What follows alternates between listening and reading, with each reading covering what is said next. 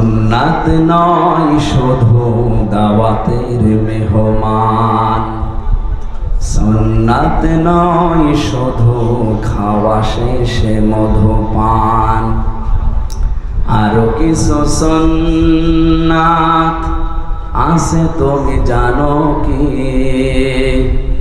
জানলেও জীবনে কখনো তা মানো কি? সুন্নাত শুধু নয় মাজলুম সহায়ক, সুন্নাত ওহুদে জালিমের প্রতিরোধ, সুন্নাত শুধু নয় নির্জন ধ্যানে যাওয়া, আর সুন্নাত হলো পাথরের আঘাত খাওয়া। মহাব্বতে তার সুদিনের সাথী তুমি, হামজার মতো তার পাশে থাকো কি? আরো কিছু সুন্নাত আছে তুমি জানো কি? জানলেও জীবনে কখনো তা মানো কি? আলহামদুলিল্লাহ। আল্লাহ রাব্বুল আলামিন বলেন, আমান আযলামু মিম্মান কাতামা শাহাদাতান ইনদাহু মিনাল্লাহ আমাল্লাহু বিগাফিলিন আম্মা তা'মালুন। সূরা বাকারার 140 নম্বর আয়াতের শেষের দিকে আছে, আমরা যাদেরকে আলেম মনে করি, বিশাল জব্বা গায়ে আছে, লম্বা চওড়া, বড় বড় দাড়ি, হাতে তসবিহ, দুনিয়ার কোনো খেয়াল নেই। আল্লাহ বলেন না, আমার দৃষ্টিতে বড় জালেম তো ওইটা যার কাছে কোরআনের জ্ঞান থাকার পরে দুনিয়ার কোনো স্বার্থ পেয়ে গোপন করে দেয়। এরকম আলেম এ দেশে 54 বছরে ছিল না, এখন নেই। আগে আরো বেশি ছিল, এখন একটু কমেছে, তারপরও কম না, এখনো অনেকে আছে। ওদেরকে বাতিল যারা, তারা টাকা পয়সা দিয়ে এদেশে যেন ইসলাম কায়েম হতে না পারে সেই জন্য তাদের ব্যবহার করছে।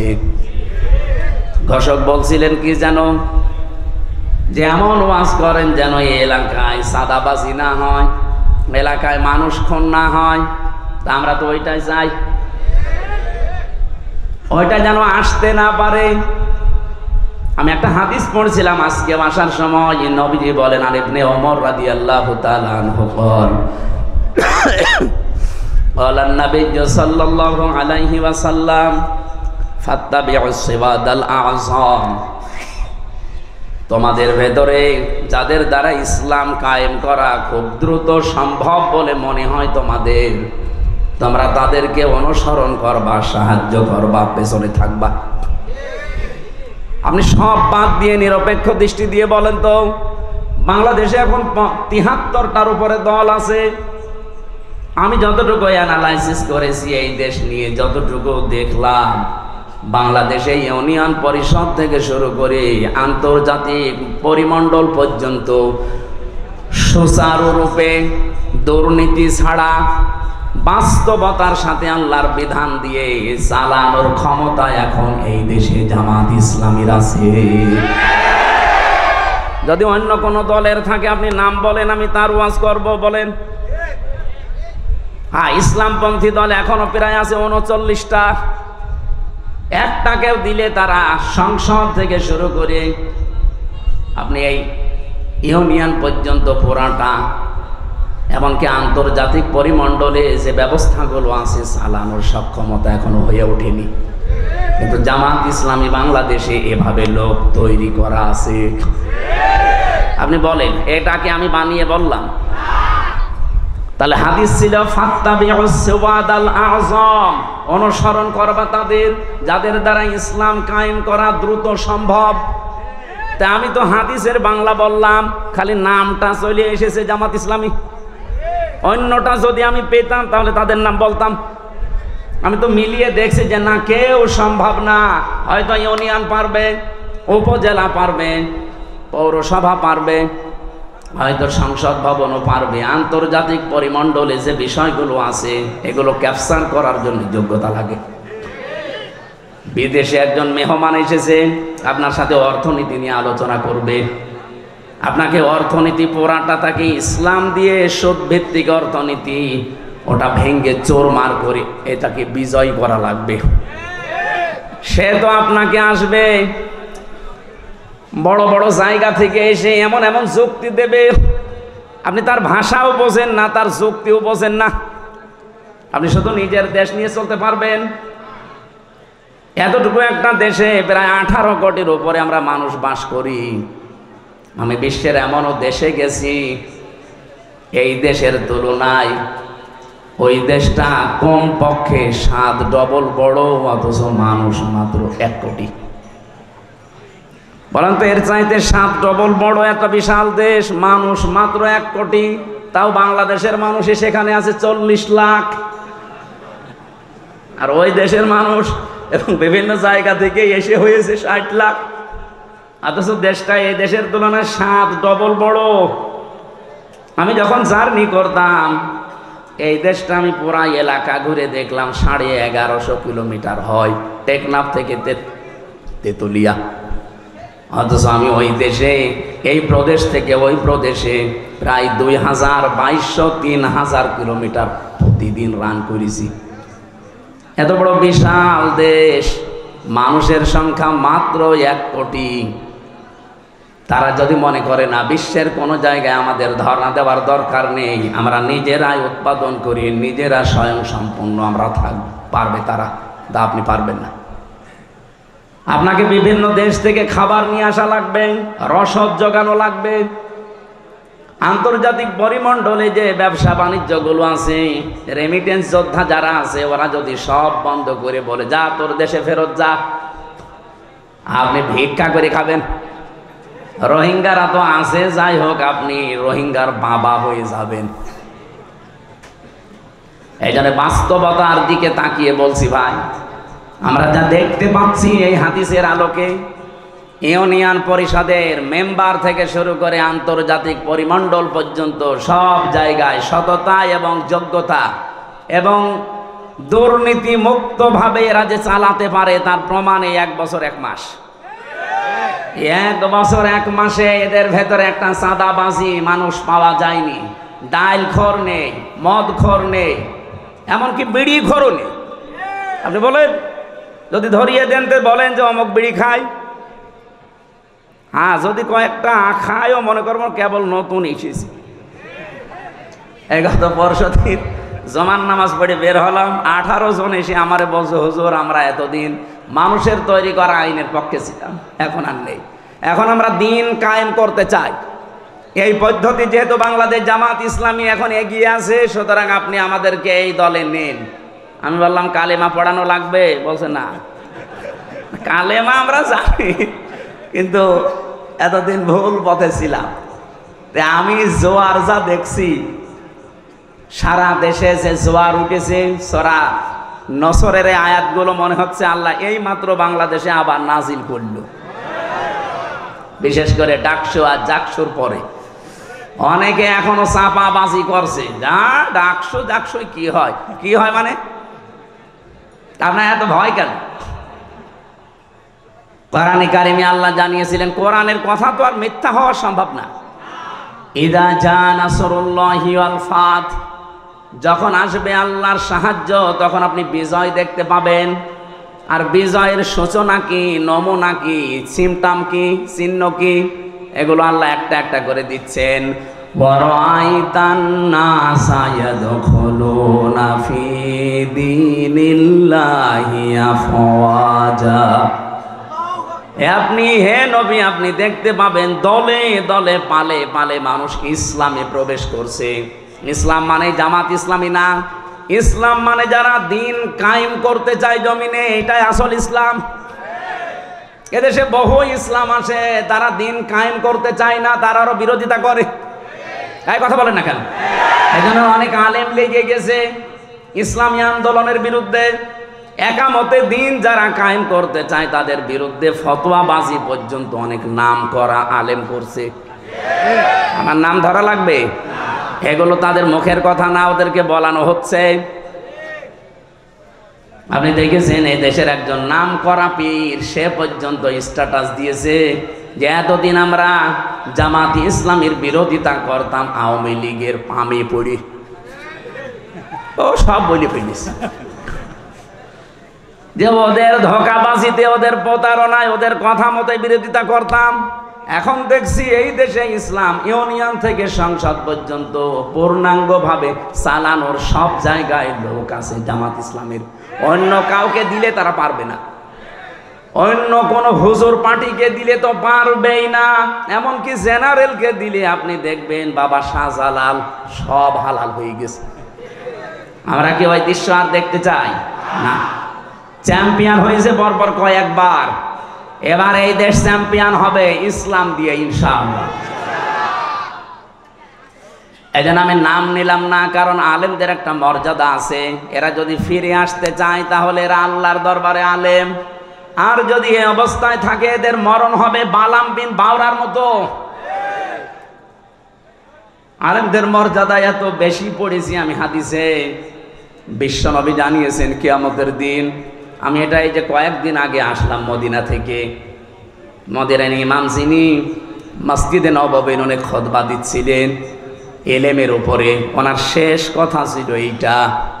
হাদিসটা উনি আরবিতে পড়ার পরে ব্যাখ্যা করছিলেন আবার আরবি দিয়ে। আমি বাংলায় বলছি, উনি যে কথা বললেন এটার সারমর্ম এটা, কিয়ামতের দিন আলেমদেরকে আল্লাহ যখন বিচার করবেন ওদেরকে আল্লাহ পর্দা দিয়ে ঘিরে নেবেন, আলাদাভাবে ঘিরে নিয়ে বলবে মাওলানা এনামুল হক এই করেছিলি, জিজ্ঞাসা করবে এই করেছিলি, প্রত্যেকটা কথার জবাব দেওয়া লাগবে যে হ্যাঁ। রব্বুল আলামিন ওর মুখের কাকতি মিনতির দিকে তাকিয়ে বলবে গোপনে তোরে মাফ করে দিলাম, কাউকে বলবি না, জান্নাতে চলে যা। কিন্তু সে আলেমও তো আবার থাকা লাগবে। আপনি যদি কোরআনের কোনো বক্তব্য জানার পরেও দুনিয়ার কোনো স্বার্থ পেয়ে, সিদ্ধি পেয়ে যদি গোপন করে রাখেন, আপনি আল্লাহর দরবার আর আলেম নেই, আপনি পুরা জালেম হয়ে গেছেন। আল্লাহ শব্দটা উল্লেখ করলেন আজলাম, এটা সুপারলেটিভ ডিগ্রি। এর চাইতে বড় শব্দ আরবিতে আর হয় না। সব চাইতে বড় জালেম আল্লাহর কাছে ওই লোকটা যে তার জ্ঞান অনুযায়ী, যোগ্যতা অনুযায়ী আমল করে না। এই জন্য যারা এখানে বসে আছে আলেম নাম নিয়ে, তাদের মর্যাদা সম্মান এমনি কামনা করি নাই। রব্বুল আলামিন যেন কিয়ামতের দিন ওই হাদিসের আলোকে আমাদেরকেও তার ভেতরে শামিল করে মাফ করে দেন। সামনে বসা মুসলমান ভাইরা, পর্দার আড়ালে সম্মানিতা মা এবং বোনেরা, প্রাণপ্রিয় নাটোরবাসী, আমার বাড়ি তো খুব বেশি দূরে না, কুষ্টিয়া। আমি কুষ্টিয়া থেকে অন্তত 1-150 কিলোমিটারের ভেতরে যদি আসি, আমার মনে হয় যে আমি বাড়ি বসে আছি। এর চাইতে একটু দূরে গেলে মনে হয় যে পাশের গ্রামে গেলাম। তো যেহেতু পাশাপাশি আছে, এখনও 100 কিলো হয়নি, 80 কিলো আর 15 কিলো, 95 কিলো। তো সেই হিসাবে আমার মনে হচ্ছে যে আমি কেবল ম্যাডামের কাছে খাবার খেয়ে এই যে উঠলাম। সুতরাং আমরা ঘন্টাখানিক সময় চাচ্ছি, একটু গরম লাগছে বেশি। পেছনে এখানে ফ্যানটাই যে এই জায়গায় দেওয়া যায় না, মানুষের ডিস্টার্ব হয়, এই জায়গায় দেন, অথবা এই যে এটা এই জায়গায় দেন।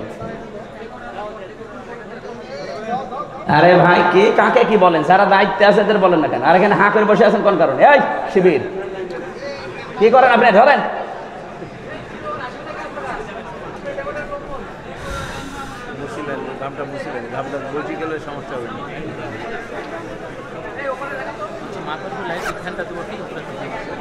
হ্যাঁ দেন, এটা দেন, এই ফ্যানটা দেন, এই ফ্যানটা দেন, এই ফ্যানটা দাও তো একটু, এই ফ্যানটা দাও। মুশকিল হচ্ছে, ঘুমে যাচ্ছে। এটা একটু সরিয়ে দেন, ঠিক আছে। সুবহানাল্লাহ আলহামদুলিল্লাহ লা ইলাহা ইল্লাল্লাহ, সুবহানাল্লাহ আলহামদুলিল্লাহ লা ইলাহা ইল্লাল্লাহ, লা ইলাহা ইল্লাল্লাহ মুহাম্মাদুর মুহাম্মাদুর রাসূলুল্লাহ। ঠিক আছে, আওয়াজ বন্ধ করেন। হ্যাঁ বসেন, এবার বসেন। আমার ভাইরা, কোরআনে কারিম থেকে আমি যতটুকু বাস্তবতা বুঝেছি, আমার বয়স কম হতে পারে আপনার তুলনায়, কিন্তু বিশ্ব দেখা আপনার তুলনায় অনেক এগিয়েছে আল্লাহ আমাকে। আমি দেখেছি এই পৃথিবীর ময়দানে কাউকে যদি আল্লাহ দিন কায়েমের জন্য কবুল করেন, তাকে আল্লাহ কয়েকটা জিনিস আগে দিয়ে দেন। সূরা শূরার 13 নম্বর আয়াতে এটা আপনি পাবেন, শেষের দিকে আছে, আল্লাহু ইয়াজতাবি ইলাইহি মাইয়াশা ওয়া ইয়াহদি ইলাইহি মাইয়ুনিব। রব্বুল আলামিন বলেন, আমি আল্লাহ যাকে ইজতেবা করি, পছন্দ করি, মনোনীত করি, নির্বাচিত করি, যাকে আমার ভালো লাগে, এই মানুষটাকে আমি দুনিয়াতে দিন কায়েমের জন্য নিয়োজিত করে দেই। ও পৃথিবী একদিকে দিয়ে দেবেন, দিন কায়েমের আন্দোলন ওর কাছে একদিকে আল্লাহ করে দেবে। আল্লাহ বলেন, আমি কেন করি জানো? ওয়া ইয়াহদি ইলাইহি মাইয়ুনিব। যে লোকটা দুনিয়াতে মন থেকে আমি আল্লাহর দিনের দিকে সত্যিকার অর্থে ফিরে আসতে চাই, তাকে আল্লাহ এইভাবে নির্বাচিত করেন। আপনি আন্দাজে আসতে পারবেন না, আপনার মন আগে দিনের দিকে ফিরে আসা লাগবে ইখলাসের সাথে। সুতরাং এই দেশে যারা দিন কায়েমের জন্য চেষ্টা চালায়, আপনি বিশ্বাস করতে পারেন আল্লাহ আপনাকে সবার ভেতর থেকে বেছে নিয়েছেন, নির্বাচিত করেছেন, পছন্দ করেছেন, মনোনীত করে ফেলেছেন। এর আগের শব্দে আপনি তাকান, যারা মুখস্থ আছে আপনি দেখেন যে বাড়িতে সূরা শূরার 13 নম্বর আয়াতের শেষের আগে আছে, কাবুরা আলাল মুশরিকিনা মা তাদউহুম ইলাইহি। হে নবী, আপনি যেদিকে মানুষকে ডাকেন যে আসো আমরা সবাই আল্লাহর বিধান কায়েম করি, কারণ আপনাকে শুধু আমি না, পৃথিবীর যত নবী পাঠিয়েছি মাত্র 2 জন নবীকে বাদ দিয়ে প্রতিটা নবীর উপরে আমার আদেশ ছিল, আন আকিমুদ্দিন ওয়ালা তাতাফাররাকু ফি, যে দিন কায়েম করো, আল্লাহর বিধান জমিনে কায়েম করো, এ বিষয়ে কোনো মত পার্থক্য করবা না। আজ যে আলেমরা এই দেশে টাকা খেয়ে দিন কায়েমের বিরুদ্ধে ফতোয়া দেন, আপনি মাজারের বিরুদ্ধে ফতোয়া দেন না, যেখানে প্রকাশ্য শিরিক হয়, বেদাত হয়। ইসলাম যারা কায়েম করতে চান তাদের বিরুদ্ধে আপনি লাগেন। হ্যাঁ, তাদের পদ্ধতি ভুল হতে পারে, কিন্তু তারা তো দিন কায়েমের বাইরে মানুষের তৈরি করা আইন কায়েম করতে চায় না। আপনি যদি সাহায্য করতে না পারেন, মুখ বন্ধ করার দরকার ছিল আপনার। আর আপনি আরো মানুষের ভেতর বিভ্রান্ত ছড়ানোর জন্য আলেম নাম নিয়ে জালেমের মতো কাজ করছেন। রব্বুল আলামিন জানিয়েছেন, হে নবী, আপনাকে শুধু না, এর আগে বড় বড় নবীদের নাম আল্লাহ নিয়েছেন। হযরতে ঈসা, মূসা, নূহ, ইব্রাহিম, এত বড় বড় পাওয়ারফুল নবীর নাম নিয়ে বললেন আপনাকেও আদেশ দিলাম, তাদেরকেও দিয়েছিলাম যে দিন কায়েম করেন, আমার বিধান কায়েম করেন জমিনে আগে, আর এই বিষয়ে কোনো মত পার্থক্য, কোনো ফতোয়াবাজি করবেন না। হে নবী, আপনি যেদিকে মানুষকে ডাকতে চান, এই কথা শুনলে সব চাইতে মন খারাপ হবে, খারাপ লাগবে, রাগ করবে ওই মানুষগুলো যারা মুশরিক। বলে আমির হামজা মাটির নিচের ওয়াজ করেন, তো মাটির নিচে আপনি কেমন চলে গেছেন? আপনি তো উপরে আছেন, উপরে থাকতে হলে স্বস্তি, শান্তি, নিরাপত্তা নিয়ে কিভাবে থাকা লাগবে, তো ওইটা এখন তৈরি করা লাগবে না? ঘোষক তো ওইটাই বলছিল যে ওইটা বলেন, কি করে আমরা শান্তি, স্বস্তি, নিরাপত্তা নিয়ে থাকতে পারি। আজকে কষ্টে আমার গণসংযোগ ছিল, পথসভার শেষ কথা বলেছি, এবার যদি ইসলাম দেশে আসে, আল্লাহর কসম এই কুষ্টিয়ার ময়দান থেকে আগে দূর করা হবে চাঁদাবাজি। এই কুষ্টিয়ার বুকে চাঁদাও থাকবে না, বাজিও থাকবে না। আপনিও এই দেশের নাগরিক, আমিও এই দেশের নাগরিক, আপনাকে চাঁদা দেওয়া লাগবে মানে? আমি কি চাঁদের দেশ থেকে এসেছি? এটা সম্ভব, শুধুমাত্র ইসলামকে আপনি এনে দেন, 5 বছর লাগবে না। বাংলাদেশ থেকে 5 দিনে চাঁদাবাজি ঝাঁটিয়ে বিদায় করা হবে বঙ্গোপসাগর। কোনদিন তার মুখে আপনি চাঁদা এ শব্দও শুনবেন না, কারণ ঔষধ কি দেওয়া লাগে ওটা আমার জানা আছে। এ পৃথিবীতে যত বড় অপরাধ আল্লাহ তত বড় শাস্তি দিয়েছেন। দেখবেন জেনা করে যদি বিবাহিতা যারা, তাদেরকে পাথর মেরে মেরে ফেলা লাগবে। আপনি একটা করে দেখেন, এই নাটোরের পুরুষ যারা তাদের স্বপ্ন দোষ বন্ধ হয়ে যাবে। জেনা করা আপনার জিনিসপত্র হয়তো উঠবে না, দৃশ্য মনে হবে ওরে বাবা পাথর মেরে জাগায় মেরে ফেলছে। আপনি যেটা দিয়ে জেনা করবেন ওই জিনিস নষ্ট হয়ে যাবে। চুরি করলে হাত কেটে দাও, আপনি একটা করেন দেখেন চুরি বন্ধ হয় কিনা। কারণ আল্লাহ পাক ভালো করে জানে যে ঔষধ দেওয়া লাগে কোন জায়গায়। যারা ডাকাতি করে, যারা সন্ত্রাসী করে, যারা চাঁদাবাজ, তাদেরকে বিপরীত দিক থেকে অঙ্গ প্রত্যঙ্গ কেটে দেওয়ার নিয়ম সূরা মায়েদায় আছে। একটা কেটে দেন, আপনাদের নাটোরের কেন্দ্রীয় মসজিদের সামনে অথবা জজকোর্টের সামনে নিয়ে এই নাটোরে আর কিয়ামতের আগে চাঁদাবাজি হবে না। এটা সম্ভব এবং আমরা পারবো ইনশাআল্লাহ, সামনে আসবে। সুতরাং এই আয়াত থেকে আমি যে থিওরিটা পেয়েছি, আল্লাহর বিধান কায়েমের কথা বললে যাদের মন খারাপ হয় তারা যেন বিশ্বাস করে তারা মুশরিক। আপনি হয়তো বলতে পারেন কি আমি নামাজ পড়ে আসলাম, আরে ভাই আপনি টের পাচ্ছেন না যে কোনো কায়দায় আপনার দ্বারা শিরিক হচ্ছে, প্রকাশ্যে হোক গোপনে হোক। আর যারা শিরিক করে তারা কি বলেন বলেন, এর চাইতে আর স্পষ্ট কি বলা যায়? অবশ্যই আপনার দ্বারা কোনো না কোনো ভাবে শিরিক হচ্ছে, নয়তো আল্লাহ বলতো না যে কাবুরু আলাল মুশরিকিন, যে মুশরিকদের কাছে খারাপ লাগবে। মা তাদউহুম ইলাই, আপনি যেদিকে মানুষকে ডাকছেন এই কথা শুনলে সবচাইতে বেশি খারাপ লাগবে, মন খারাপ হবে, রাগ করবে। এমনকি ওয়াইদা তুতলা আলাইহিম আয়াতুনা বায়্যিনাতিন তা'রিফু ফি ওয়ুহিল্লাযিনা কাফারুল মুনকার। এটা সূরা হজের 58 কি সূরা হজের 70-72 নাম্বার আয়াতের ভেতরে আছে। রব্বুল আলামিন বলেন, হে নবী, যখন কোরআনের ব্যাখ্যাগুলো আপনি বিশ্লেষণগুলো তেলাওয়াত করে করে শোনাবেন, তখন দেখবেন যে মানুষগুলো বুঝে ফেলেছে যে কি বলতে চায়। আপনার প্রতি দেখবেন ওরা মাত্র শরবত নিয়ে মিষ্টি নিয়ে আসবে না, ওরা আপনাকে মনে হবে খেয়ে ফেলবে। আমার তো মনে হচ্ছে আয়াতটা বাংলাদেশে এখন মিলে যাচ্ছে। বলে হুজুর কোরআনের কথা বলবেন, আমি কি এটা বাইরের কথা বললাম? কোরআনটা আমি আমার মন মতো গলা সুর দিয়ে আমি যখন তেলাওয়াত করি আপনার ভালো লাগে। ওটা মাতৃভাষায় বলতে গেলে আপনার কাছে মনে হয় যে নিজের দিকে যাচ্ছে, নিজের দিকে যায়। এই কারণে কারণ আপনি এই কাজগুলো দুনিয়ায় করেন। অনেক জেলায় যাওয়ার পরে আমার কানে কানে মুখ নিয়ে বলে, হুজুর আমার বিরুদ্ধে বলবেন না। তা আমি আপনার বিরুদ্ধে বলবো? আপনার আমি চিনি। কোথায় আমার বাড়ি কুষ্টিয়ায়, কোথায় আপনার বাড়ি সেই সিলেট, মৌলভীবাজার, সুনামগঞ্জ, সেই দোয়ারা বাজার, যেতেই লাগে 2 দিন।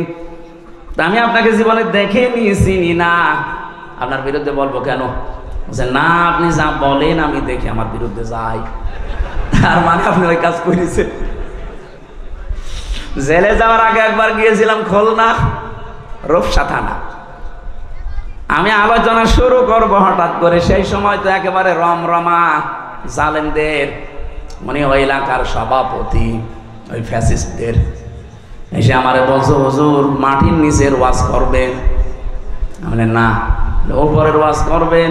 হ্যাঁ। উপরের ওয়াজ যদি করেন, উপরে আপনাকে আমি একটা সাবজেক্ট বলে দেই, পারিবারিক জীবন নিয়ে কথা বলবেন। ঠিক আছে, আপনি আমার যেখানেই লাগাবেন আমি ঘুরে ফিরে দিন কায়েমের কথাই বলবো, কারণ এইটাই আসল কাজ। এইটা না হলে জীবনে এই দেশে বসবাস করার উপযুক্ত পরিবেশ আপনি পাবেন না। বলেন তো, খালি 2 জন নবী বাদ দিয়ে পৃথিবীর কোন নবীর জীবনে আমি পড়ে পাইনি যে তাকে আল্লাহ আদেশ দেয়নি। প্রত্যেকটা নবীকে, খালি 2 জন নবীকে আল্লাহ বলেন না, একটা আদম আলাইহিস সালাম আর একটা সুলাইমান নবী। কারণ আদম নবীর সময় মানুষজন ছিল না, আর সুলাইমান নবী ওনার বাবার কাছ থেকে রাজত্ব পেয়েছিলেন, তো উনি আবার কি কায়েম করবে? বাকি কোন নবীর জীবনী পড়ে আমি পাইনি যে তাদেরকে আল্লাহ নির্দেশ দেয়নি যে আনাকিমুদ্দিন, দিন কায়েম করো। নামাজ পড়া যেমন ফরজ, এমনকি বহু নবীর জীবনে আমি পড়েছি তাদের জীবনে নামাজ ছিল না, তাদের জীবনে রোজা ছিল না, কিন্তু তাদের জীবনে দিন আল্লাহর বিধান কায়েম করা লাগবে এইটা ছিল। আল্লাহর বিধান আরো আছে যেগুলো ওইগুলো। আমার ভাইরা, এখান থেকে আপনার জন্য আমার যেটা বক্তব্য, যদি আপনার মন খারাপ লাগে তাহলে আপনি বুঝে নেবেন যে আপনার দ্বারা যেহেতু শিরিক হচ্ছে আর আপনি মুশরিক, মুশরিকের কোনো ইবাদত কবুল হওয়ার সম্ভাবনা আছে। এতটুকু বললেন। কি আছে আপনি জানেন কোরআনে কারিমে এত কঠিন কথা মুশরিকদের বিরুদ্ধে? অকদিমনা ইলা মা আমিলু মিন আমালিন ফাজআলনাহু হাবাআম মানসুরা। কিয়ামতের দিন মুশরিকদের আমল নামাটা আল্লাহ এভাবে দেখবে, যেই দেখবে শিরিকের ওটা ধুলি কণার মতো মুখের উপরে নিক্ষেপ করবে। আজ তো শুনতে খারাপ লাগছে, কিয়ামতে কোটি কোটি মানুষের সামনে যখন নিজের কাজ কারবার ধোলার মতো নিক্ষেপ হবে তখন টের পাবেন। সব চাইতে বড় আশ্চর্য কথা কোরআনে মুশরিকদের বিরুদ্ধে, ইন্নাহু মাইয়ুশরিক বিল্লাহ ফাকাদ হারামাল্লাহু আলাইহিল জান্নাহ ওয়া মাআওয়াহুন নার। রব্বুল আলামিন বলেন, আমি আল্লাহ নিজে হারাম করে দিয়েছি জান্নাতটা মুশরিকদের জন্য। অথচ বাংলাদেশে বহু মানুষ যে শিরিক করে ও জানেও না। এই জন্যই তো তাফসীর মাহফিলের আয়োজন করেছে। আমরা জেনে হোক না জেনে হোক শিরিক করে যদি মুশরিকি হয়ে যায়, তা কিসের ঈদগায় মাহফিল দিয়েছেন, কিসের মসজিদ বানাচ্ছেন? আশা করছে আপনার আজকে বিবেক খুলবে। আরে ভাই, আপনি আমল না করেন, ইমানটা নিয়েও যদি যেতে পারেন তাও তো জাহান্নামে যাওয়া লাগবে না। আর ইমানও আপনি এনেছেন, শিরিকও করছেন, আপনি জান্নাত আপনার জন্য হারাম। এতটুকু আল্লাহ যদি শেষ করে দিতেন আমি আয়াত বলতাম না, ওয়া মাওয়াহুন নার, আল্লাহ তার আশ্রয়স্থল বানাবে জাহান্নাম। আমার তো আয়াত পড়ার পরেই বাংলাদেশের দিকে তাকিয়ে ভয় হয়, এদেশের বহু মানুষ অলরেডি শিরিক করে জাহান্নামী হয়ে গেছে। নাটোরবাসী বড় ভালোবাসি আপনাদের পাশের জেলা, খুব ভালো করে খেয়াল করে দেখেন শিরিক জীবনে হচ্ছে কিনা। বলতে পারেন যে না, আমার জীবনে শিরিক নেই। কে বলেছে আপনাকে? শিরিকের এক কথায় জবাব হচ্ছে আল্লাহ যেটা পারে ওইটা অন্য কেউ পারে, এই কথা বিশ্বাস করার নাম শিরিক। বলেন এবার আপনার জীবনে আছে কিনা? এখানে খুব বেশি নড়াচড়া হচ্ছে আপনার, না আর বন্ধ করা লাগবে। আল্লাহ যেটা পারে পৃথিবীর অন্য কেউ এটা পারে, এই বিশ্বাস করার নাম। বলেন বলেন, আপনি দেখেন তো আপনার ভেতরে আছে কিনা। সন্তান দিতে পারে কে? পৃথিবীর অন্য কারো ক্ষমতা আছে? সে মরা পীর হোক আর জীবিত পীর হোক। এমনকি কত মানুষ দেখি জেনে কি না জেনে করে আমি জানি না, আমার এসে বলো হুজুর আপেল পড়িয়ে দেন। কেন? সেদিন বগুড়াতে পেয়েছিলাম, এক লোক এসে আপেল নিয়েছে, বলছে হুজুর আপেল পড়িয়ে দেন। কেন? আমার বারবার 4টা মেয়ে হয়েছে, আমি খুব আশা করে আসি এবার যেন ছেলে হয়। আপনি এমন আপেল পড়বেন যেন এবার ছেলে হয়। আপেল পড়িয়েছিলাম, সূরা ফাতিহা দিয়ে ফো দিয়ে ফেলে দিলাম। আপেল কই? ফেলে দিস। ফেলে দিলেন মানে? আরে ভাই, আপেল পড়ি যদি ছেলে হয় তা আমার 3টা মেয়ে হইতো না? আমার তো আগে ছেলে হইতো। ম্যাডামরা শুধু আপেল খাওয়াতাম। কি বিশ্বাস মানুষ! আমির হামজা না, আমির হামজার বাবা আপেল পড়লে ছেলে হবে? এটা দেওয়ার দায়িত্ব কার? এর একচ্ছত্র মালিকানা অন্য কাউকে আল্লাহ দেয়নি। একটা একটা করে আমি কয়েকটা বলবো শুধু শিক্ষার জন্যে।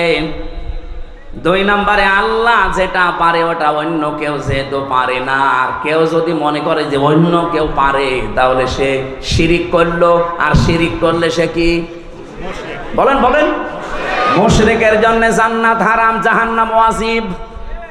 মুশরিকের কাছে খারাপ লাগবে আল্লাহর বিধানের কথা কায়েম এ কথা বললেই। এ কথাগুলো কার? একটাও কি আমি বানিয়েছি? না, সব দলিল দিয়েছি। কিন্তু আমি সূরা শুরার 13 নম্বর আয়াতের শেষের দিকে, সূরা মায়েদায় আছে, প্রত্যেকটা আয়াতে আল্লাহ সাজিয়ে দিয়েছেন একটা একটা করে। সূরা ফুরকানের 23 নম্বর আয়াতে আছে। এই জন্য বাড়ি যে আয়াতগুলো মিলিয়ে দেখবেন আপনার ভেতরে যেন শিরিক চলে না আসে।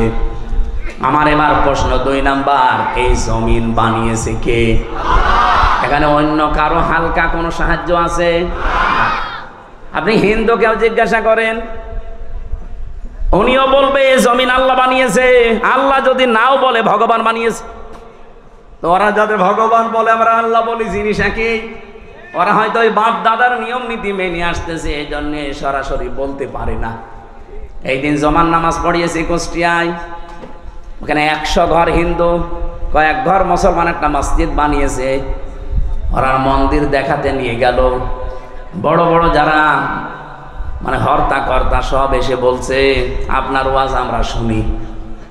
ওয়ালা ইন সাআলতাহুম মান খালাকাস সামাওয়াতি ওয়াল আরদা লা ইয়াকুলুনাল্লাহ।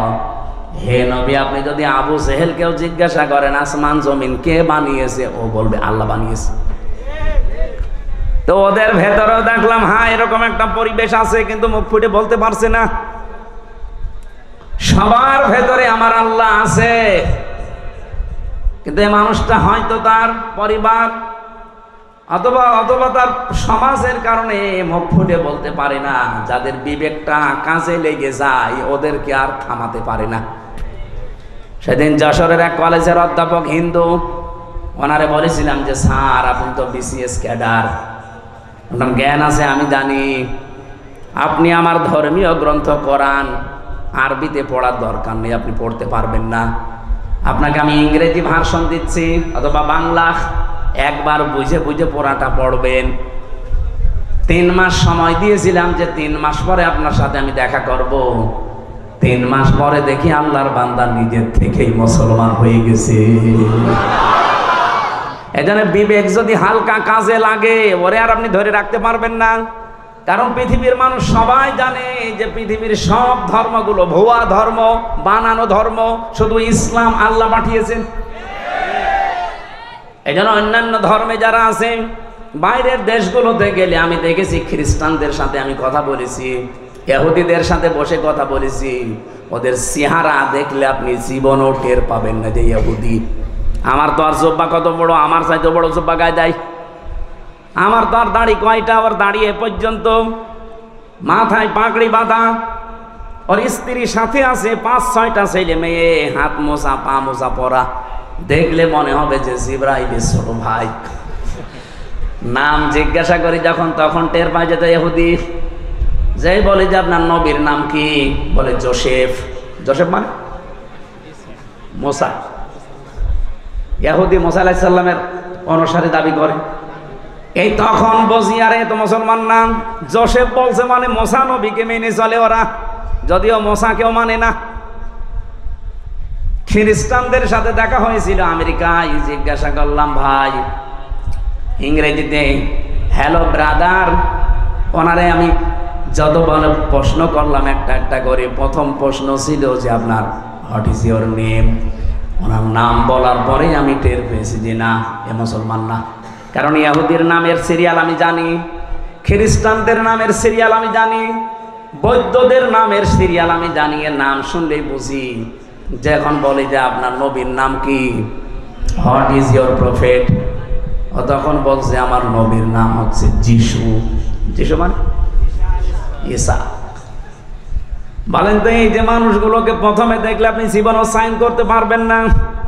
এত সুন্দর চেহারা, ধবধবে ফর্সা, দাড়ি মানে পাগড়ি এবং জব্বা গায়ে, বিশাল সাদা জব্বা গায়ে, স্ত্রীর সাথে আছে, একেবারে চোখও দেখা যায় না, হাত মোজা পা মোজা দেওয়া।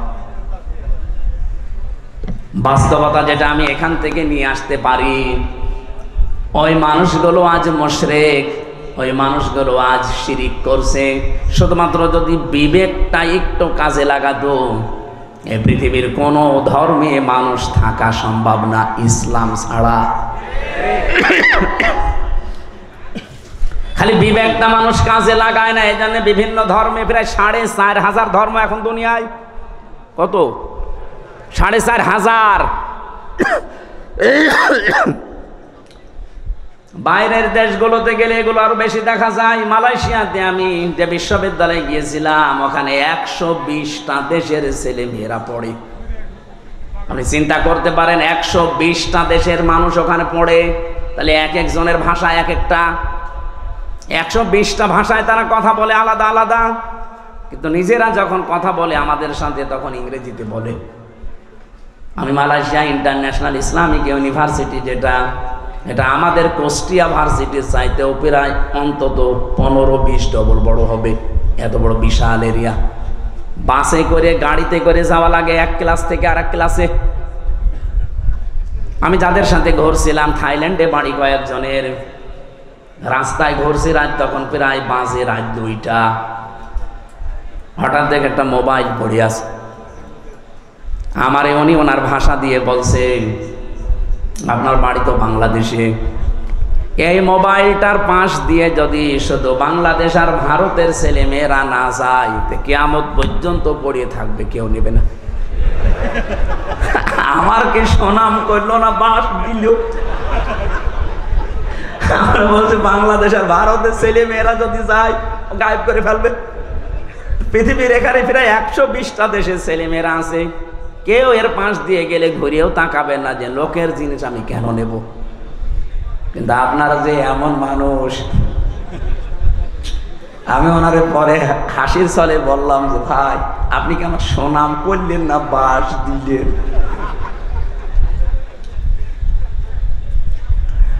আমি যে কথা তুলেছিলাম আজ বিবেকটা কাজে লাগিয়ে একটা বিসিএস ক্যাডার মাত্র 3 মাসের ভেতরে, উনি আরবিও পড়ে নাই, শুধু বাংলা আর ইংরেজি ভার্সন পড়ে অলরেডি মুসলমান হয়ে গেছে।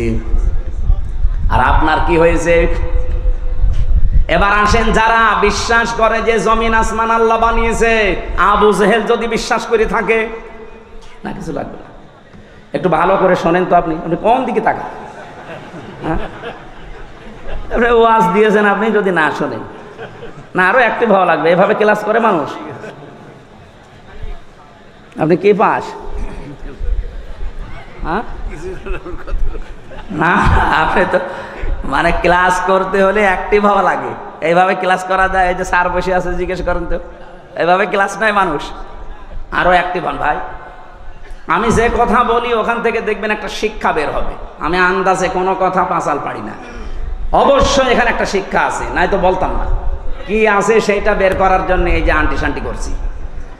রব্বুল আলামিন বলেন, যেহেতু আসমান আর জমিন আমি বানিয়েছি, আলাহুল খালাক ওয়াল আমরু তাবারাকাল্লাহু রাব্বুল আলামিন।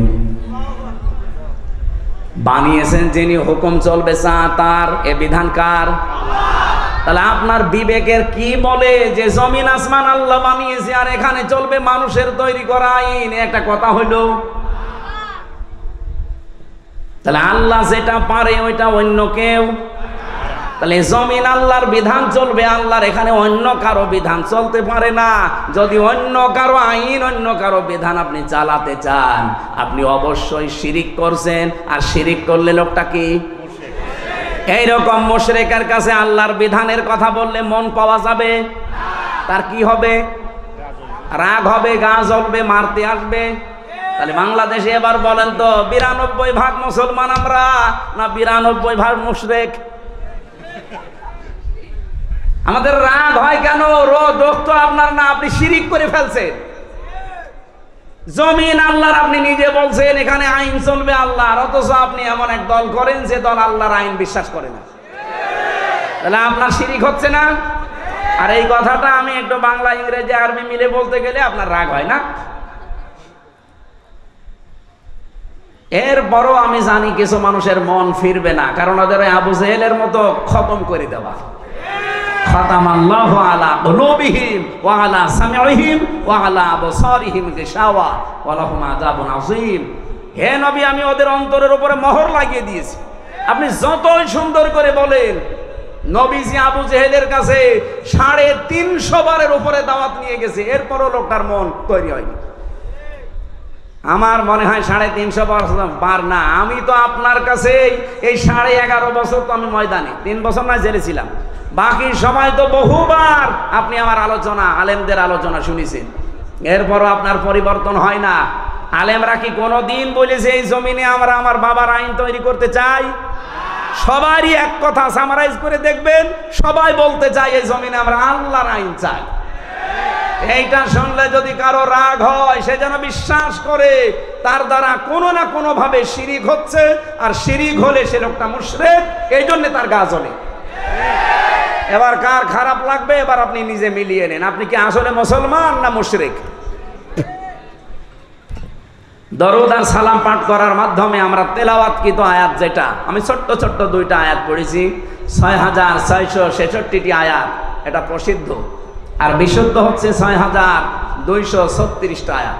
এর ভেতরে মাত্র দুইটা আয়াত পড়েছি, আমি আগে পরও পড়তে পারতাম। এই দুইটা আয়াত থেকে কিছু কথা তাফসির আকারে শোনাতে চান। আপনারা তাফসির মাহফিল লিখেছেন, অথচ এখন চলছে নবীজির জন্মের মাস, সিরাত লিখে দিলে আমরা ওইভাবে সাজাতাম। যেহেতু তাফসির লিখেছেন, আমরা তাফসির আকারে কথা বলবো, শুনবেন তো নাকি? রাখবেন। আমি আগে একটু তেলাওয়াত করে তাফসিরের যে মূল নীতি আছে 15টা একটা একটা করে বলবো, এরপরে আমরা ভেতরে যাব। আউযু বিল্লাহি মিনাশ শাইতানির রাজিম। তিলকা আয়াতুল কিতাবিল মুবিন। হ্যাঁ, এখান থেকে এবার একটা শিক্ষা বের হবে। রব্বুল আলামিন বলেন তিলকা, এই আয়াতুন, এটা বহু বচন।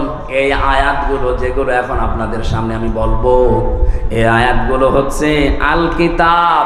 কিতাবের আগে আলিফ লাম আছে, এরপরে আছে মুবিন।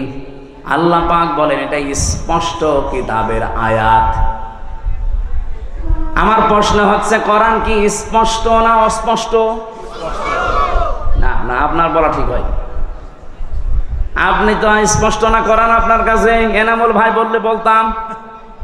আপনার এখন যদি আমি পেটে বোম মারি, তিলকা মানে কি বলতে পারবেন? আপনার কাছে স্পষ্ট হয় কি করে?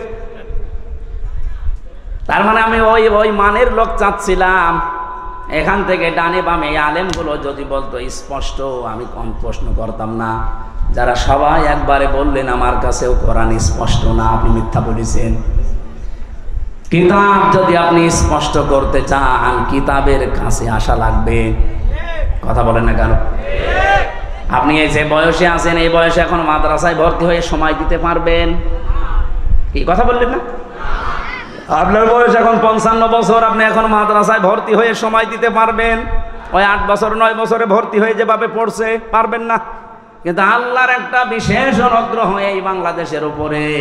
এই দেশে এখন এমন একটা মাদ্রাসা, এমন একটা বিশ্ববিদ্যালয় আছে যেখানে ভর্তি হয়ে গেলে আপনাকে কোরআন শিখাবে। সেটা বাংলাদেশে জামাত ইসলামী। আপনি হয়ে দেখেন, 15টা পয়েন্ট পূরণ করা লাগে প্রতিদিন। এই লোকটা খুব শিক্ষিত না, আমি ওনাকে চিনি, ম্যাট্রিক পাসও করে নাই, কিন্তু এই জায়গায় আসার কারণে ওনাকে বিশ্ববিদ্যালয়ে ভর্তি হওয়ার সিস্টেম করে দেওয়া হয়েছে। প্রতিদিন কোরআন শরীফ শুদ্ধ করে পড়া লাগবে। আবার কয় আয়াত পড়বেন, বুঝে পড়েন না, আন্দাজে পড়েন, আবার লেখা লাগবে। 1 মাস পরে আবার দায়িত্বে যারা আছে তাদের দেখানো লাগবে। এর চাইতে বিশ্ববিদ্যালয় কোথায় পাবেন আপনি? আর আপনার যে বুড়ো বয়সে কোন ভার্সিটি আপনাকে নেবে? যেন আসেন এই বিশ্ববিদ্যালয়ে, আপনাকে আলেম বানানো হবে। খুব বেশি দিন লাগবে না, মাত্র 6 মাস আপনি সময় দেন, আমি গ্যারান্টি দিচ্ছি আপনি এই দেশের বহু আলেমের চাইতে জ্ঞানী হয়ে যাবেন। আমার কথার অর্থ আপনি বুঝেছেন? আপনি স্পষ্ট হন কোরআনের কাছে এসে। বহু আলেম কোরআনের এই শব্দগুলো জানে না, কেন আলিফ লাম দেওয়া হয়েছে এটাও বলতে পারে না।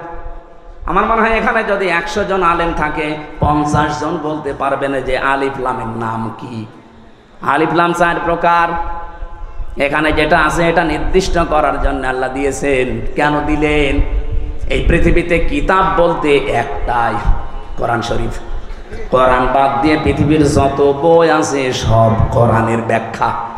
যেভাবেই লেখেন না কেন ওটা কোরআনের ব্যাখ্যার ভেতরে পড়বে। আপনি যদি চাঁদ নিয়ে লেখেন, চাঁদের কথা কোরআনে নেই, বলেন বলেন। যদি এই জমিন নিয়ে লেখেন, জমিনের কথা কোরআনে নেই। যেটাই করবেন ওগুলো আসলে কিতাব না, ওগুলো কিতাবের ব্যাখ্যা। কিতাব কয়টা? আরো জোরে। কেমন কিতাব? স্পষ্ট। বলেন বলেন। আল্লাহ পাক বলেন আলহামদুলিল্লাহিল্লাযী আনজালা আলা আবদিহিল কিতাবা ওয়া লাম ইয়াজআল লাহু ইওয়াজা।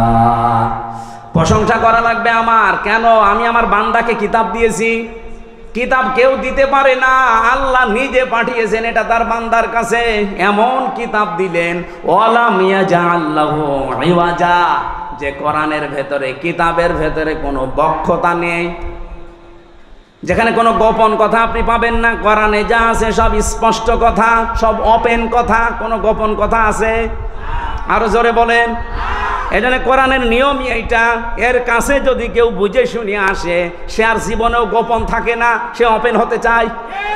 আর আমরা এমন কিতাবের আলেম, এত স্পষ্ট চলছে দুনিয়া এখন, এত সহজ হয়ে গেছে, এরপরেও বলে হুজুর আমি গোপনে আছি। কে কিতাব পড়ে আলেম হয়েছে যে এতদিনে গোপন থাকা লাগবে? হযরত ওমর যেদিন শুধু কোরআন পড়েছিলেন সূরা তাহা, সঙ্গে সঙ্গে তিনি ওপেন হয়ে গেছেন। আর আমরা এমন হুজুর সারা জীবন তো গোপনে আছি, এখন একটা সুযোগ এসেছে তাও বলছে গোপনে আছি। ও মনে হয় কিয়ামতেও গোপনে থাকবে। আরে ভাই, আপনার কাছে কি মনে হয় এই যে সুযোগটা আল্লাহ তৈরি করে দিয়েছে, দলে দলে মানুষ পালে পালে? আমি তো সারা বাংলাদেশের 630টা থানা ঘুরছি, সারা দেশ আমার এই হাতের ভেতরে, আমি তো দেখতে পাচ্ছি অবস্থা কি। জোয়ার যা উঠেছে, আমার বিশ্বাস ইসলাম এবার সংসদে যাবে। আপনি যতই ষড়যন্ত্র করেন জীবনও ঠেকাতে পারবেন না। বিভিন্ন ষড়যন্ত্রের কথা আসবে, কিন্তু এগুলো মোকাবেলা করার জন্য আমরা দায়িত্ব দিয়েছি একজনকে। কে? আল্লাহুম্মা ইন্না নাজআলুকা ফি নুহুরিহিম ওয়া নাউযু বিকা মিন শুরুরিহিম। আমার জেলখানার 3 বছরের তাহাজ্জুদের নামাজের দোয়া ছিল এটা। আল্লাহ, ইসলামের বিরুদ্ধে, আমার বিরুদ্ধে এই দেশে যারা ষড়যন্ত্রে মেতে আছে, আমি তো পারলাম না, তোমাকে দায়িত্ব দিলাম এদের ষড়যন্ত্রের বিরুদ্ধে, তুমিই যথেষ্ট। আল্লাহ পারবে না ইনশাআল্লাহ? উনি যে পারবে তার প্রমাণ জাহাঙ্গীরনগর, যেখানে টয়লেটের ভেতরে নামাজ পড়া লাগতো ইশারায়, সেখানে আজ আল্লাহু আকবার ধ্বনি উঠতেছে। সুবহানাল্লাহ বলতে পারেন না? সংসদেও ইনশাআল্লাহ আল্লাহু আকবারের ধ্বনি এবার যাবে। এখনো যারা আলেম, যারা ইমাম, যারা খতিব, এরা যদি বলে যদি আমি ইসলামের পক্ষে কাজ করি আর ইসলাম যদি এবার না যায়, তাহলে আমার ইমামতি থাকবে তো? আরে ভাই, আপনি ইমামতি নিয়ে আসেন, ইমামতি থাকবে না মানে? শুধু ইমামতি থাকবে না, ওই কমিটির উপরে আর নির্ভরও করা লাগবে না। ইসলাম গেলে আপনার বেতন দেওয়া হবে রাষ্ট্র থেকে। পশ্চিমবঙ্গে আমি বেশি থাকতাম আগে, কারণ এই সমস্ত জায়গায় তো আল্লাহর ওলিরা আসতে দিত না, তখন ওই জায়গায় থাকতাম পশ্চিমবঙ্গে। পুরা এলাকা আমি এই বাংলাদেশের মতো চষেছি, ওই পশ্চিমবঙ্গ পুরাটা। মমতা ব্যানার্জি ওই দেশের ইমামদের সাথে, খতিবদের সাথে মিলে দেখলাম আর একটা হিন্দু দেশ, অথচ ওখানে ইমাম, মুয়াজ্জিন, খাদেম আর খতিব 4 জনের বেতন দেওয়া হয় রাষ্ট্র থেকে। মমতা ব্যানার্জি একটা হিন্দু মহিলা, সে যদি বেতন দিতে পারে ইমামদের, খতিবদের, মুয়াজ্জিনদের, আর আমরা ইসলাম নিয়ে গেলে ইমাম, মুয়াজ্জিন, খাদেম, মাদ্রাসা, মসজিদ, আলেম ওলামার বেতন রাষ্ট্র থেকে দিতে পারবো না? শুধু যে টাকা পাচার হয়েছে ওইটা নিয়ে আসতে পারলে তো কিয়ামত পর্যন্ত বেতন দেওয়া যাবে। আপনি জানেন কত টাকা পাচার হয়েছে? এক দরবেশ 36,000 কোটি টাকা পাচার করেছে। 36,000 কোটি। আমার মনে হয় আমার মতো হামজারে কিয়ামত পর্যন্ত গুনতে দিলে আমি গুণিক শেষ করতে পারবো না। একজন দরবেশই যদি এই করে, তাহলে যারা দরবেশ ওরা যে কি করেছে। সেদিন মনে হয় সিঙ্গাপুরে ছিলাম, যে হোটেলে উঠেছিলাম, না মালয়েশিয়া, 118 তলা হোটেল। আমি আর এক হোটেলে, আমি বললাম এত জায়গা এত দূরে আমার দেখেন না, আমার কাছে দিন। ওই হোটেলটাও 75 তলা। 75 তালার উপরে উঠে আমি জানালা খুলে দিয়েছি, আমার মনে হচ্ছে যে একটা জান্নাতের মতো বাতাস আসতেছে। ওখান থেকে বললাম একটু নিচে যেয়ে দেখি তো খাবার পাওয়া যায় কিনা। নিচে যেয়ে নামলাম, নেমে দেখি 2 জন বসে বসে, রাত 2টা বাজে চা খাচ্ছে। আমি চেহারা দেখে বুঝে ফেলেছি। আমি যে সালাম দিলাম আসসালামু আলাইকুম, ও তো বলবে যে ওয়ালাইকুম আসসালাম না, বলছো হুজুর আমরা আগে পালিয়েছি। একটা সালামের জবাব হইল, আমি দিলাম আপনার সালাম আর আপনি বলছেন আমরা আগেই পালিয়েছি। কি বলেন আপনি? না, ওই 4 তারিখে দেখলাম যে ভালো না, চলে এসেছি। তাই আপনি এই হোটেলে আছেন, অথচ আপনার তো শুনেছি যে 620টা বাড়ি। কত? 620টা বাড়ি ওর। না না, ওই যে ভূমি মন্ত্রী ছিল যেটা সাইফুদ্দিন জাবেদ নাকি না, ওর সাথে আরেক শয়তানও আছে।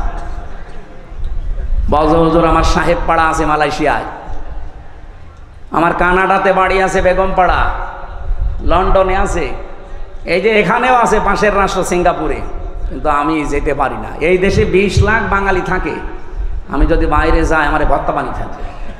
খুব গোপনে আসি, নামি না। এই যে রাত 2টো বাজে নেমেছি, আপনি আমার জন্য দোয়া করেন।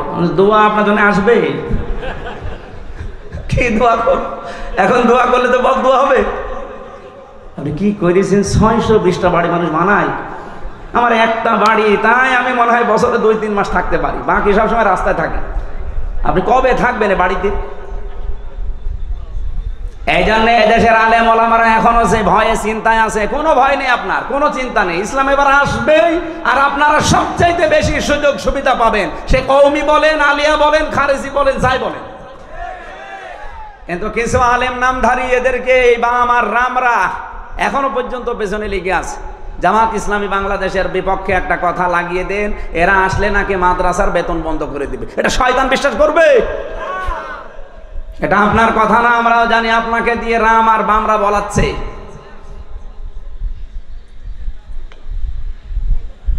আমার ভাইরা, এখানে কিতাব যেহেতু স্পষ্ট, আমরা স্পষ্ট কথা এবার বলবো। এটা যদি কেউ রাজনীতির গন্ধ খুঁজে মনে করেন এটাও আমাদের মতো ধান্দাবাজি, এক চোর আর একজনকেও চোর মনে করে, কি কথা বলেন না কেন? আমি তো কোরআনের আয়াত দিয়ে স্পষ্ট কথাই বলবো এবার। কিন্তু আপনার ভেতরে দোষ আছে, আপনি মনে করবেন আমিও মনে হয় আপনার মতো ধান্দাবাজ। না, আপনার মতো ধান্দাবাজ বাংলাদেশ জামাত ইসলামীতে নেই। কারণ এই দেশে জামাত ইসলামী একমাত্র দল যারা গ্যারান্টি দিয়েছে যদি এই দেশের রাষ্ট্র ক্ষমতায় তারা যেতে পারে, 1 টাকার মালিক তারা হবে না। আমিরে জামাত ঘোষণা দেয়নি যে এই দেশ থেকে যদি কেউ এমপি হয়, মন্ত্রী হয় জামাত ইসলামী থেকে, 5 বছরে তাদের 1 টাকা বাড়বে না। অন্য কোন দলের লোক এই ঘোষণা দিক, ওই দল থেকে এমপি দাঁড়াবে না। কি কথা বলেন না কেন? আমার নিজের আসনে একজন আছে, উনি ঘোষণা দিয়েছে এই সিট রক্ষা করার জন্য আমি দরকার হয় 50 কোটি টাকা খরচ করব। আপনার কি লাভ? আমার 1 টাকা খরচও নেই, তোলার ধান্দাও নেই। আর আপনি 50 কোটি টাকা যদি খরচ করেন, আল্লাহর কসম আপনি 100 কোটি টাকা মারবেন। এরকম মারিং কাটিং ছাড়া তাদের মতো আমরা হব এবার? বলেন বলেন। ওরা তো আমাদেরকে এইটাই মনে করে, এই জন্য ট্যাগ দেয় যে আমরা নাকি ইসলাম নিয়ে আমরা ব্যবসা করি। কে বলিস আপনাকে? আমরা ইসলাম নিয়ে ব্যবসা করি না, আমরা জান্নাতের টিকিট বিক্রি করি না। জান্নাতে যাওয়া যায় কি করি? আমরা রাস্তা দেখাই। আপনি এভাবে দেখান, আপনারটাও মানুষ যাবে। আপনি দেখাতে পারেন না, আপনি শুধু আছেন মারিং কাটিং এর ধান্দায়। বাবা শাহজালাল, কুত্তা বিড়াল সব হালাল, সব হালাল করে নিয়েছে। কুত্তা বিড়াল কি সব হালাল? তো মানুষের কাছে তো মনে হচ্ছে সব হালাল হয়ে গিয়েছে। আল্লাহ এত শত শত ঘটনা দিয়েছেন কোরআনে, তার ভেতরে একটা ঘটনা আমাদেরকে শোনাচ্ছেন আশার সঞ্চার করার জন্যে। দেখেন তো আপনার আশা জাগে কিনা। নাতলু আলাইকা মিন নাবাই মূসা ওয়া ফিরআউনা বিল হক। নাতলু মানে আমি তেলাওয়াত করছি। কে বলেন বলেন? আল্লাহ বলেন আমি তেলাওয়াত করছি আলাইকা, আপনার কাছে বা আপনার উপরে আমি তেলাওয়াত করছি আপনার নিকটে, মিন নাবাই ঘটনা থেকে। কার ঘটনা? মূসা ওয়া ফিরআউনা, মূসা এবং ফেরাউনের বিল হক, সত্য ঘটনা। তার মানে এখন যেটা বলা হবে এটা মিথ্যা। বলেন বলেন। আল্লাহ বলেন আমি সত্য ঘটনাটাও যেমন তেমন ভাবে না, যথাযথভাবে তোমাদেরকে আমি শোনাচ্ছি। হ্যাঁ, এটা শুনলে কি হবে? লিকৌমি ইউমিনুন, যে জাতির ভেতরে আমি আল্লাহর প্রতি বিশ্বাস আছে এই ইমানদারদের জন্য আমি বর্ণনা করছি। কি হয়েছিল শোনো, তোমরা তো ওই সময় ছিলে না। ইন্না ফিরআউনা আলা ফিল আরদি অবশ্যই ফেরাউন এই জমিনের ভেতরে ছিল একজন স্বৈরাচার, সন্ত্রাসী, সীমা লঙ্ঘনকারী। আমি একটা শব্দ যদি বানিয়ে বলি, যারা এখানে বসেন তাদের জিজ্ঞাসা করেন, আমি আয়াতটা বাংলাদেশের সাথে মিলিয়েছি, বলেন তো আল্লাহ ১৫০০ বছর আগে না হাজার হাজার বছর আগের ঘটনা এটা? এই নাজিলি হয়েছে এই ঘটনাটা ১৫০০ বছর আগে। তিনি বললেন এই পৃথিবীর জমিনে একজন ফেরাউন ছিল, সে ছিল সীমা লঙ্ঘনকারী। কি করেছিল সে? ওয়াজআলা আহলাহা শিয়া, এই জমিনে ওর দেশের মানুষের ভেতরে দলে বিদলে মানুষকে বিভক্ত করে রেখেছিল। আমাদের বাংলাদেশের দিকে তাকানি, ৫৪ বছরে বহু মানুষ এই দেশে দায়িত্বে এসেছে, তাদের একমাত্র টার্গেট ছিল ইসলাম যেন এক জায়গায় হতে না পারে। এবার একটু ৮টা দল ইসলামী এগুলো একটু এক জায়গায় এসেছে, অনেকের মাথা খারাপ হয়ে গেছে। ফেরাউনের অভ্যাস ছিল এই, ওর কর্মসূচি দিয়ে রেখেছিল এরা যেন এক জায়গায় হতে না পারে, এদের দলে বিদলে বিভক্ত করতে করতে ছোট ছোট দল বানিয়ে দাও। এ বাংলাদেশে এমনও দল আছে, উনি সভাপতি, ওনার ছেলে সেক্রেটারি, আর কেউ নেই। কি আমি বানিয়ে বললাম? জেলখানায় আমার সাথে একজনের দেখা হয়েছিল, ওনার নাম আব্দুল মতিন, উনি হচ্ছে আল্লাহর দলের সভাপতি সারা বাংলাদেশের। ওনারে বললাম যে ভাই আপনি তো সভাপতি, সেক্রেটারি কে? বলছে আমার ছেলে। আর লোক আর কেউ নেই, ওইটা একটা দল, আল্লাহর দল। এরকম দলে বিদলে বিভক্ত করে রেখেছে। ৭৩টা দল চলছে বাংলাদেশে এখন, শুধু নিবন্ধিত দল ৪৯টা। বাংলাদেশে আরো যেগুলো আছে আমি এই দিন হিসাব করে দেখলাম ৭৩টার উপরে। তাহলে এই যে ফেরাউন এই কাজ করেছিল হাজার হাজার বছর আগে, আর এই লেডিস ফেরাউনও আমাদেরকে দলে বিদলে বিভক্ত করে রেখেছিল এই কয় বছরে। ফেরাউনের সাথে দেশের কাজ মিলছে না। ফেরাউনের কাজ আর একটা ছিল, ইস্তাদিফু তাইফাতাম মিনহুম ইউযাব্বিহু আবনাহুম ওয়া ইস্তাহয়ী নিসাহুম। ওই ফেরাউন দুর্বল করে রেখেছিল এই দলে দলে বিদলে বিভক্ত করে। ওই দেশে পুরুষদেরকে সে মেরে ফেলতো আর মেয়েদেরকে সে বাঁচিয়ে রাখতো। এর দুইটা অর্থ হতে পারে, হয়তো সন্তান হত্যা করেছিল লাখের উপরে, আপনারা জানেন। পুরুষদেরকে মেরে ফেলার অর্থ কি? এই ফেরাউন লেডিস যেটা বিদায় নিয়েছে এইটাও কিন্তু এই কাজ করেছিল, পুরুষদেরকে সরাসরি হয়তো জবাই করে মেরে ফেলেনি, কিন্তু একটা মানুষ যোগ্যতা সম্পন্ন হওয়ার পরে শুধু দলীয় পরিচয় দেখে তার চাকরি হয়নি, তার মানে তাকেও মেরে ফেলা স্বামী। আমি কথা বোঝাতে পারিনি? মাওলানা এনামুল হক যেখানে ওঠার কথা সেই জায়গায় ওনার শুধু দলীয় পরিচয় থাকার কারণে ওই জায়গায় উঠতে দেয়নি, ওনারে বসিয়ে রেখেছে সেই যে নিচের চেয়ারে ওখান থেকে। অথচ এই 15 বছরে ওনার ওঠার কথা 5 সিঁড়ি পার হয়ে। এই যে উঠতে না দেওয়া এটাও মেরে ফেলার শামিল। এই কথা বলেন না? আমার সামনে আমি নিজে মনে করেন আমার রোল নাম্বার 1, 50 নাম্বার স্যার, তারে এনে আপনি বসিয়ে দিয়েছেন চেয়ারে, বলেন তো আমাকে মেরে ফেলা কিনা? ফেরাউন এটা করেছিল ওই জামানায়, আর এই জামানায় ফেরাউন এখন ঠিক এই কায়দায় পুরুষদেরকে অলরেডি শুধু ইসলাম মানার কারণে মেরে ফেলেছে। ঢাকা বিশ্ববিদ্যালয়ে মাদ্রাসার ছাত্র ছাত্রীরা ভর্তি হতে পারবে না, অথচ আমার চাইতে অনেক অগা আছে ভার্সিটি ভর্তি হতে পারবে। ইসলামকে তারা কোন জায়গায় নিয়েছে? ক্লাস 5 এবং 8-এ বৃত্তি পরীক্ষায় আগে 100 মার্ক ছিল, এই জালেমরা এসে ওইটাও তুলে দিয়েছে। এর যে কিছুদিন আগে 2 নবীর নাম নিয়ে যিনি বসে আছেন, ডক্টর মোহাম্মদ ইউনুস, কয় নবী? 2 নবীর নাম, অথচ গানের মাস্টার নিয়োগ দিল, শরীর চর্চার মাস্টার নিয়োগ দিল, 1 থেকে 5 পর্যন্ত একটা আলেম মাওলানা নিয়োগ দিতে পারে নাই। এই কথা বলেন না কেন? এই দাবি নাটোরবাসী করে কিনা যে আমরা প্রত্যেকটি প্রতিষ্ঠানে 1 থেকে 5 পর্যন্ত একজন আলেম মাওলানা টিচার চাই? এই দাবি আছে কার? দেখে লিল্লাহি তাকবীর। দেখেন তো, হাত তোলেন কে? দেখেন, এটা রেকর্ড হচ্ছে, তোলেন। আপনি কোরআনের পক্ষে আছে এটা আজকে হাত তুলে দেখান। ডক্টর মোহাম্মদ ইউনূসের কাছে যদি নাও যায়, এটা আরো সে চলে গেছে ইনশাআল্লাহ।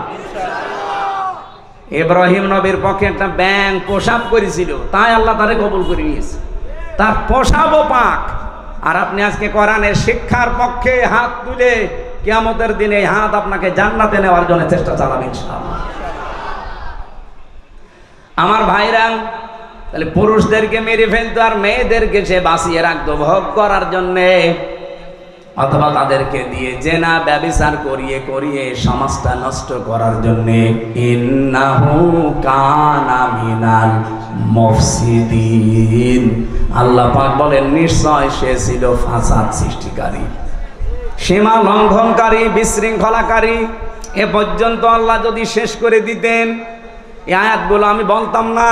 এবার একটা আশার বাণী শুনিয়েছেন, ওয়ানুরিদু আন্নামুন্না, আল্লাহ পাক বলেন আমি একটা ইচ্ছা করলাম। এই এদিকে তাকা, ইচ্ছা করছে আমির হামজা কে? আরো জোরে বলেন। আল্লাহ বলেন আমি একটা ইচ্ছা করলাম, কি? আন্না মুন্না, আমি অনুগ্রহ করব, দয়া দেখাবো, আলাল্লাযিনা, তাদের উপরে, আলাল্লাযিনা ইসতুদঈফু ফিল আরদ, এই জমিনের ভেতরে ফেরাউন যাদেরকে দুর্বল করে রেখেছিল, জুলুম, অত্যাচার, নির্যাতনের স্টিম রোলার চালিয়ে যাদেরকেও দুর্বল করে রেখেছিল ওই বনি ইসরাইল মুসা নবীর দলকে, আমি চাইলাম, আমি আল্লাহ ইচ্ছা করলাম তাদেরকে জমিনে একটু কিছু দয়া দেব। কি দয়া দেব? ওয়ানাজআলাহুম আইম্মাতান, আমি চাইলাম যে তাদেরকে জমিনের নেতা বানাবো। আল্লাহ কিন্তু নেতা বানার আরম্ভ করে দিয়েছে। হ্যাঁ, কথা বলেন না কেন? এতটুকু না, ওয়ানাজআলাহুমুল ওয়ারিসিন, আমি চাইলাম এই জমিনের উত্তরাধিকারী তাদেরকে বানিয়ে দেব। আমার তো মনে হচ্ছে খাপের খাপ মুমতাজের বাপ মিলে যাচ্ছে। এখন যদি মনে করেন না ওদের সাথে মেলছে, আমাদের সাথে মেলে না, আপনার সাথে মেলবে কি করে? আপনার আদর্শ আছে, আপনার চরিত্র আছে। রাত 9টার পরে তো আপনার পা ঠিক মতো মাটিতে পড়ে না। আপনার চরিত্র কিসের? আপনি লাল পানি খান, আপনি ডাইল খান, আপনি বাবা খান। আল্লাহ কাঁধের উপরে দয়া করেছে এটা দেখা লাগবে। যাদের উপরে ফেরাউন জুলুম, অত্যাচার, নির্যাতনের স্টিম রালি চালিয়েছিল, আমার তো মনে হচ্ছে 54 বছরে যাদের উপরে মিথ্যা তহমত দিয়ে, উল্টাপাল্টা কথা দিয়ে জাতির কাছ থেকে আলাদা করে রেখেছিল, বিশেষ করে 15.5 বছরে সবচাইতে বেশি জুলুম, অত্যাচার, নির্যাতন যে দলের উপরে করা হয়েছে, ওই দলকে আল্লাহ একটা অনুগ্রহ দিয়ে তাদেরকে জমিনের নেতা বানাবে এবং শাসন ক্ষমতা তুলে দেবে। আপনি বলেন মিলছে কিনা? যদি না মেলে আমি আয়াত পড়বো না। আমার তো কোরআন হাদিস পড়ে দেখতে পাচ্ছি, হ্যাঁ একেবারে 100 ভাগ মিলে যায়। অনুমাক্কিনা লাহুম ফিল আরদ, আল্লাহ বলেন আমি চাইলাম জমিনে আমি তাদেরকে ক্ষমতায় বসাবো। অনুরিয়া ফিরআউনা ওয়া হামানা ওয়া জুনুদাহুমা, আর আমি দেখাবো ফেরাউনকে, হামানকে, হামান মানে মন্ত্রী, ফেরাউনকে আল্লাহ দেখাবে। এখন লেডিস ফেরাউন এখনো বেঁচে আছে, ওকে আল্লাহ দেখাবে।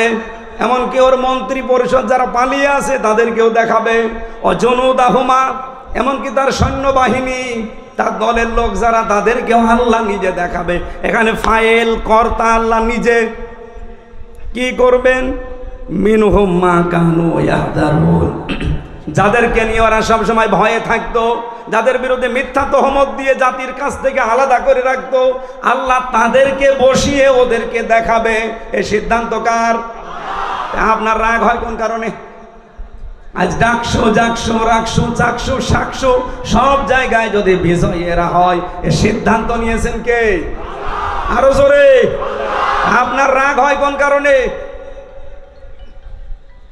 আল্লাহ সিদ্ধান্ত নিয়ে এটা করছে, জমিনের শাসন ক্ষমতা আল্লাহ তাদের দেবে। এ জমিনের উত্তরাধিকারী এবার হবে ইসলাম। আরো জোরে বলেন ঠিক কিনা? এটা দেখতে চান না চর্ম চোখে? 54 বছর তো বিভিন্ন জিনিস আমরা আনকমন দেখেছি, এবার একটু দেখি না কেমন কি লাগে। এখানে ইসলাম 5 বছর লাগবে না, 2 বছর চলবে। এই বাংলাদেশ মিনি জান্নাত যদি না হয়, আপনাই আমার কাছ থেকে বুঝে নেবেন। খালি 2 বছর চলতে দেন, কোরআনটা দিয়ে 500 আইন আছে এর ভেতরে। 151 জন যদি এবার যেতে পারে না কোরআন বুকে নিয়ে, এদেশ ঠান্ডা করতে কাউকে লাগবে না, 151 জনই যথেষ্ট। এক এক অধিবেশনে একটা একটা করে আইন পাশ হবে, আর বাংলাদেশের মানুষের ভাগ্যের চাকা খুলে যাবে। মালয়েশিয়ার মতো দেশ 2004 সাল থেকে 21 বছরে তারা দাঁড়িয়ে গেছে, আর আমরা 54 বছরে দাঁড়াতে পারি নাই, শুধু এই ডাকাতদের কারণে। 1628 জন মানুষ এখন দায়িত্বে আছে। এই মানুষগুলো হযরত ওমরের মতো বানিয়ে দেন, আল্লাহর কসম এই দেশটা মিনি জান্নাত হয়ে যাবে। প্রশাসনের উপরে যেই মানুষগুলো এখন দায়িত্বে আছে, এদের উপরে যে বৈষম্য চলছে, ইসলাম আসলে এটা প্রথম দূর করা হবে। এই যে পুলিশের 2,13,000 পুলিশ আছে। আগের জামানার কথা বাদ দিলাম, জালেমদের সময়, এখন প্রায় 2 লাখ পুলিশই অন্তত ভালো, 13,000 একটু খারাপ আছে। এরপরও ওরা যে বাম হাতের ইনকাম করে, শুধু দোষ ওদের না। আমরা কোরআনে কারিমকে এবার যদি সত্যি জায়গা মতো নিয়ে যেতে পারি, সর্বপ্রথম হাত দেওয়া হবে এই দেশের প্রশাসনে। ওদের প্রথম কাজ হবে, ওরা মেনে চলবে ওদের আইজির কমান্ড। বাংলাদেশে কোনো নেতা খেতা কোনো নেত্রীর কথা ওদের শোনা লাগবে না। 2 নম্বরে 8 ঘন্টা ডিউটির পরে যেই কয় ঘন্টা ওরা ডিউটি করে জনগণের জন্য, ওভার টাইম হিসাবে মাস শেষে বেতন দেওয়া লাগবে। 3 নম্বরে এই যে আজ নাটোর নলডাঙ্গা থানা থেকে, এটা কয় কিলো জানি না আমি, কয় কিলো? 4 কিলো।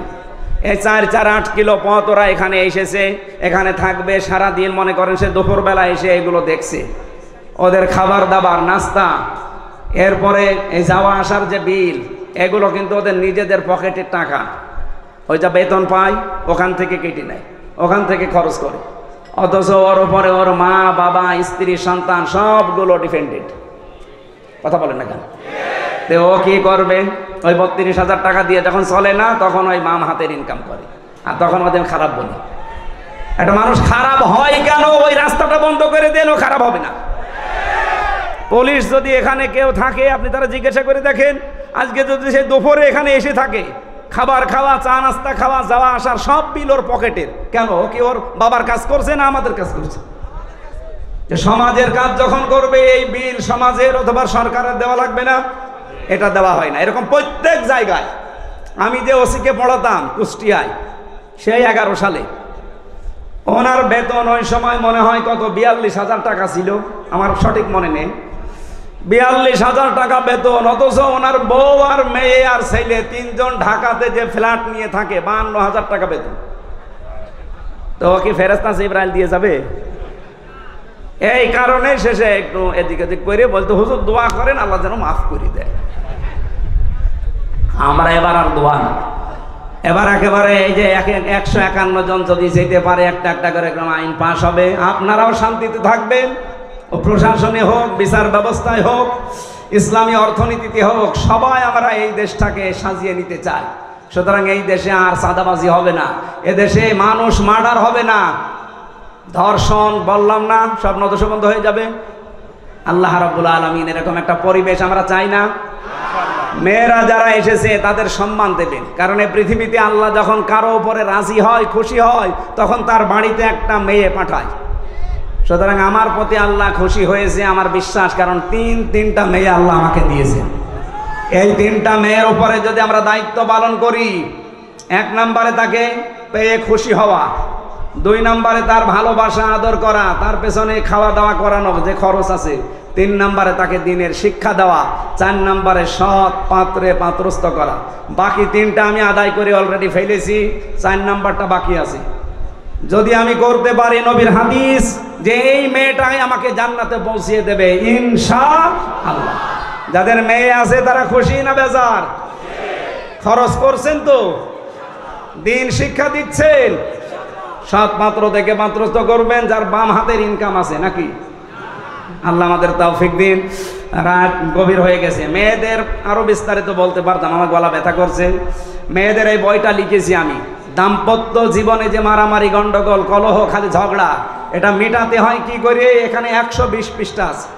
দাম্পত্য জীবনে কলহ এবং তার সমাধান, এটা একটা মেয়েদের জন্য, একটা ছেলেদের জন্য, আর এইটা শুধুমাত্র মেয়েদের জন্য। এই আদর্শ নারী এই স্টেজের পেছনে আছে বা গাড়িতে আছে, যাওয়ার সময় নিয়ে ওনাদেরকে পড়াবেন। আশা করছি পরিবারে শান্তি ফিরে আসবে। আল্লাহুম্মা আমিন। লা ইলাহা ইল্লা আনতা সুবহানাক ইন্নী কুনতু মিনাজ জালিমিন। এই মোনাজাতটা বসে করেন ভাই, মোনাজাতটা বসে করেন। রাত 11:10 বাজে, বসেন বসেন, মোনাজাতটা বসে করেন। রব্বানা আতিনা ফিদ দুনিয়া হাসানা ওয়া ফিল আখিরাতি হাসানা ওয়া কিনা আযাবান নার। রব্বুল আলামিন, সারা জীবন অপরাধ করে জীবনটা নষ্ট করে ফেলেছি। কোরআন কারীম শুনতে এসে বহু আশা নিয়ে আজকে হাত তুললাম। আল্লাহ কোরআনের দিকে তাকিয়ে যেভাব চতক পাখির মতো বসে শুনছিলাম, এই দিকে তাকিয়ে হলো আজকে মাফ করে দাও। পেছনের অপরাধগুলো শুধু মাফ করে দিও না, জায়গাটা নেকি দিয়ে পাল্টিয়ে দাও। এ মাহফিলে যে সদস্যগুলো আছে এরাই টাকা পয়সা দিয়ে কোরআনের এই বিশাল আয়োজন। রব্বুল আলামিন এদের টাকা পয়সাগুলো ওসমানের সাথে কবুল করো। রব্বুল আলামিন এই সন্তানদেরকে যে মা পেটে নিয়েছে, মায়ের পেট তুমি খাদিজাতুল কুবরার মতো বানিয়ে দাও। আয় আল্লাহ তাআলা, এলাকায় মাটির নিচে যত মানুষ ঘুমিয়ে আছে কবরগুলো জান্নাতুল ফেরদাউস বানিয়ে দাও। 3টা বছর জালেমের জেলখানায় আমি নিজে এখনো অসুস্থ হয়ে আছি, আমার স্বাভাবিক অবস্থায় ফিরিয়ে দাও। আমার কণ্ঠটা আল্লাহ তুমি ভিক্ষা দাও। কোরআনের হক কথাগুলো যেন বলতে পারি নির্ভয়ে, সততার সাথে, ইখলাসের সাথে। আমারে তুমি তৌফিক দাও। সম্মানিত মা বোন যারা এসেছেন এদেরকে আয়েশার মতো, ফাতিমাতুজ জাহরার মতো বানিয়ে দাও। অনেকে আমরা অসুস্থ আছি, মেহেরবানি করে শেফায়ে কামেলা আজেলা নসিব করো। এলাকায় যারা বসবাস করে দল মত নির্বিশেষে সব এক হবার তৌফিক দাও, যে এবার তোমার বিধান কায়েম করব। সম্মানিত সভাপতি জনাব মাওলানা ইনামুল হক, তোমার হাসি বান্দা কবুল করো। সহসভাপতি যারা অনেক আলেমের নাম দেখলাম, প্রধান অতিথি, বিশেষ অতিথি, আল্লাহ যত আলেম এখানে কথা বলেছে মাওলানা আব্দুল মজিদ ভাই সহ প্রত্যেকটি আলেমকে মঞ্জুর করো। আজকে মাওলানা জহরুল ইসলাম তহা বিন জহরুল ইসলাম এসেছে, আল্লাহ মঞ্জুর করো। রব্বুল আলামিন, আমার মেয়েটা অসুস্থ, ছোটটা, মেহেরবানি করে শেফায়ে কামেলা আজেলা নসিব করো। আমার মা অসুস্থ হয়ে পড়ে আছে, তাকেও তুমি শেফায়ে কামেলা দাও। জন্ম চোখে বড় আশা জাগে দেখতে যে তোমার কালাম দিয়ে দেশটা চলছে। জীবনে কিচ্ছু চাই না, যা দিয়েছো যথেষ্ট, শুধু এই আশাটা পূরণ করো। আল্লাহ একবারের জন্য হলেও যেন দেখতে পায় যে 56,000 বর্গ মাইল তোমার কালাম দিয়ে চলছে।